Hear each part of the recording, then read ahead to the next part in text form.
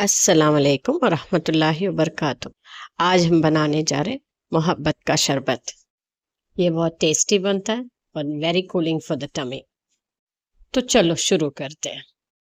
I have taken 1 litre of milk. इसमें मैंने 3 trays of ice cube add किया है। To this I am adding 1 ladle of rooh afza. If you want more color, you can add more.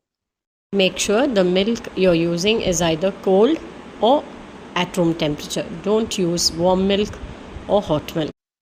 Mix well, and now let's add the sugar syrup. We don't add sugar directly to the sherbet. I've made a sugar syrup with half a cup of sugar and half cup of water.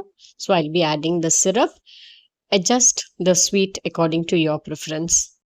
I'm adding a quarter ladle more of rooh afza because I feel the color is very light.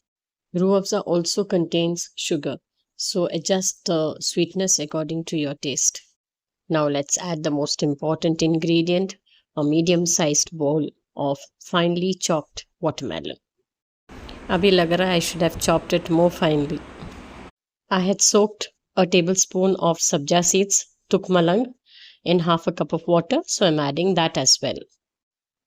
And also China grass, which I solidify and keep it in the refrigerator for the month of Ramzan. Grate and add that as well to the sherbet.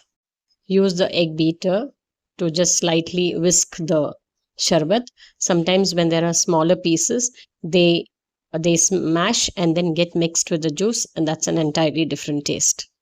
Don't use the blender. Transfer to a jug or bottle, refrigerate and serve chilled. Watermelon के pieces थोड़े से बड़े हो गए. Make sure it is cut finely. मोहब्बत का शरबत is now ready.